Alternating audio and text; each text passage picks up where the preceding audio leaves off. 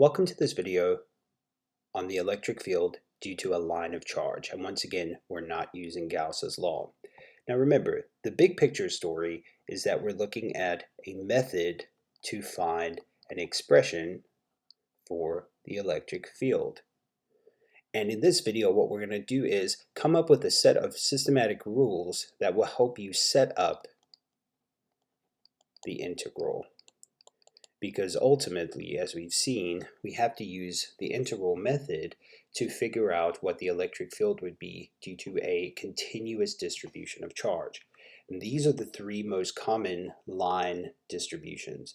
So obviously we have the straight line over here, we have the ring of charge, and then we have some sort of arc of charge. So remember that the point that we pick, okay, so let's just pick this random point over here, and let's say it's z units away, and this ring is uppercase R radius. In this case over here, we're looking from above, we might pick the center of curvature, so maybe a point right here, okay? And I want to know what is the value of the electric field, and we'll make this distance R away. For the straight line, we might pick a point maybe right here and say, what is the electric field at this point due to this line distribution? Or maybe something asymmetrical, maybe over here. Or maybe this one could be asymmetrical and I would need to place it, the point, closer to one side or the other. Now the whole time we've been doing this, basically what we've been saying is, I'm going to start with the electric field due to a point charge equation, 4 pi 1 over 4 pi epsilon naught times q over r squared. And because each little tiny dq element out of the shape that I have is going to contribute to a dE element, right? It would be a differential version of that equation to write it this way. So this is the equation that we will start with every time, and we will set up the integral in a way through a series of steps that reflects the shape that we have and makes it the easiest possible integral to solve. And so I have some of those steps written down here, and we're going to get going on those right now. So we're going to start with this expression, of course. And the first thing that we want to do is we want to replace dq with something that has to do with the geometry of the shape, because ultimately our goal is to put in as many constants as possible so that when we integrate we'll be able to pull a whole lot of things out. Okay, and the first step into doing that is replacing dq with some sort of geometric element, and we've already talked about this. It's going to come through the linear charge density, and for one of the circular type shapes we're going to use ds because s is of course our arc length, right? And of course ds then is the differential arc length. And then the only thing for the straight line charges we might use rather dq is equal to lambda dx instead of ds, which I think makes a lot of sense. So the next thing is we're going to substitute that expression in for dq into our equation. So I'm going to go ahead and follow along here on the side so that it might be maybe easy to take a screenshot if you need to keep this for your notes. So the first thing is we identify, are we dealing with some sort of semicircular or circular piece, and then we're going to substitute it in here. So dE equals 1 over 4 pi epsilon naught times lambda ds over r squared. Okay, the next part is that we're going to look for symmetry. And this is important because the point that we're trying to find the electric field at is either at a point that's symmetrical to all the parts of the distribution or it's not. Okay, and we looked at that with the ring. We said that this dq element contributes to a dE element that points in that direction, and say we pick this random dq element over here, it contributes to the electric field with that dE element of the field. And we established that the horizontal component of the e's cancel out, and I'm really only adding all the vertical components of the electric field, and establishing the idea of which angles we're dealing with here, we found that only the dE cosine components were going to be summed together at the very end. Now, in some cases, it could be a sine component, so it depends. But you can see that asymmetrically, if I picked a point here, obviously this dq element is a heck of a lot closer than the one over here. And so you can see that this value of dE might be very small compared to the one from this side, which might be very big. And so there will be some other things that we would need to do. So let's go ahead, and because we've already done the ring of charge, that one's something you can look back on, but let's take a look at maybe this arc of charge, and then I'll leave you with the line of charge as the challenge. So if we looked at this arc of charge, I'm going to tell you, because we need to know some given information, that this is 60 degrees worth of a full ring. Okay. And so we're at this point that is symmetrical. Okay, now I'm also going to highlight that this is negatively charged, just which would mean that the electric field would point towards it rather than away, but that doesn't really change a whole lot in our description. Now, if we pick the dq element right here, so I'll just pick this tiny little element dq, which of course is lambda ds, and the same thing over here, that dq.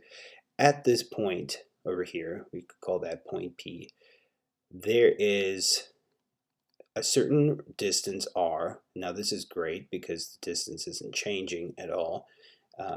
And what we were going to say is that that dq element contributes to this dE component, and this dq element contributes to that dE component. So you can already see we're dealing with some symmetry here, which is going to make life a lot easier in the long run, because hopefully it's evident that this, what we might call the vertical component of dE, right, that one will cancel that one out, right? But all the interior components, and I apologize, I said that this was a negative charge and I drew it with the arrows pointing away, so I'll just flip them around, make them go this way, just to give us some variation. Either way, the system still holds true that those two components cancel out, and I'm only left with these two components over here on the inside due to just those two dq elements. Now, of course, there's the dq elements all the way through, but you can see that those are also cosine elements, right, of that 60-degree angle. And so what I'm going to do here is when I look for symmetry or determine it's asymmetrical, either way, I need to determine the components. And so what I'll go ahead and do is write in the components for these. So I'm going to go ahead and write dE cosine theta. That would be the contributing piece of just one dq element. So I'm going to write here lambda ds over r squared times cosine of theta. Okay, so what we've done at this point is we've taken the point charge expression or equation and we have done two substitutions. One to get a geometric component in place of Q, and the other to get in the components that are contributing to the field either symmetrically or otherwise. And then the last part is really just substitutions and looking for the best substitutions to use in each case.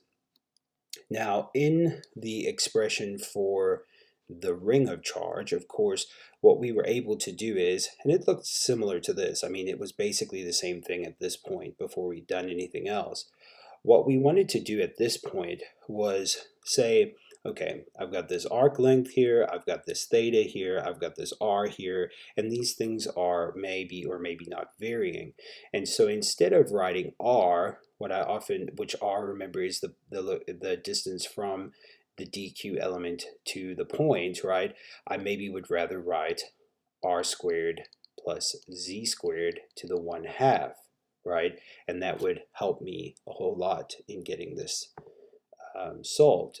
We also saw that I could write the cosine of theta as z over r, and then of course r is r squared plus z squared to the 1/2. And so there's several layers of substitution going on at the same time. Now, if you think about it, what did we do with the ds at that point?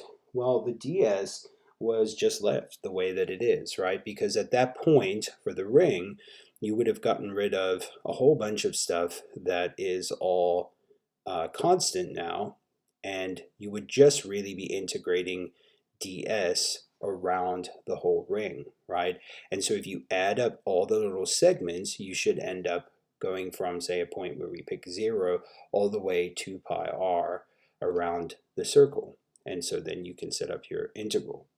But that might not always be the best thing to do, as in the case here of this angle of the arc of charge. So that's the one I'm going to focus on again, but I just wanted to give you some context for what I'm going to be doing here. So the best thing to look at here is the fact that we really do have an angle situation.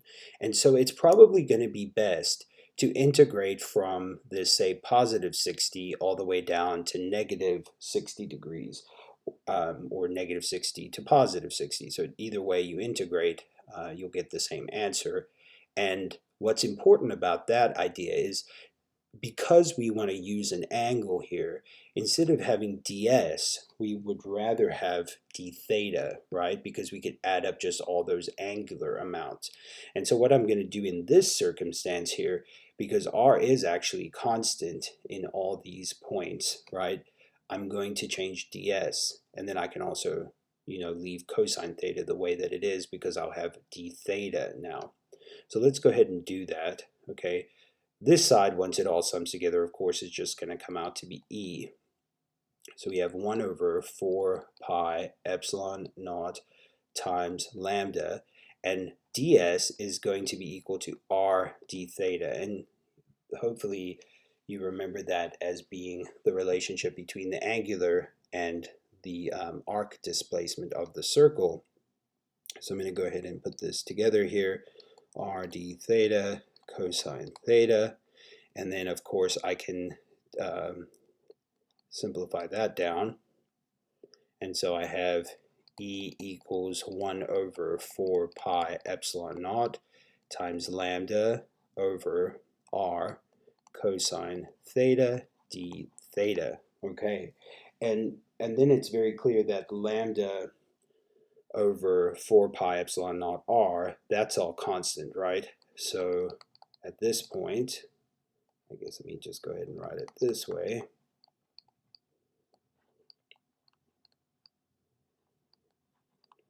All I'm doing now is integrating the function cosine theta, and I'm going to do it from whatever size arc I have, from negative 60 degrees to 60 degrees. Okay, and that's pretty easy to solve, because we know the integral of cosine theta, and that's going to give me sine theta. And so what I'm going to do here is just take a look at the structure, right? The structure was to replace the dq element, use the same old expression I always do, substitute in that element. Figure out what component of each element is needed, whether it's the sine or the cosine or both. You might have to do it twice. Then decide, okay, what's the best way to integrate? Am I going to integrate over a circumference, right? So an arc length of 0 to an arc length of 2 pi r. Am I going to integrate over an angular displacement, meaning I need to have d theta, right? So here ds worked because I was integrating over a total arc length. Here I'm integrating over an angle, so I'm going to have d theta. And over here, I'm integrating over dx. And so what I want to think about in this case is, how do I get a value of expression, right, that's somehow constant at certain times, right? Or what is varying? How can I write the expression for what's varying? What's the easiest way to get everything in terms of the same stuff and as many constants as possible, so that I can do the most simple integration? So in this kind of long video, I'm going to ask you guys as your challenge to try to figure out, how would I set up, just set up the integral like something like this, for the line of charge, and let's just do it for when the point is at a point of symmetry right here. And let's just say that this is length L long. Okay, and once you've tried that out a little bit, come back and we will take a look at that in the next video.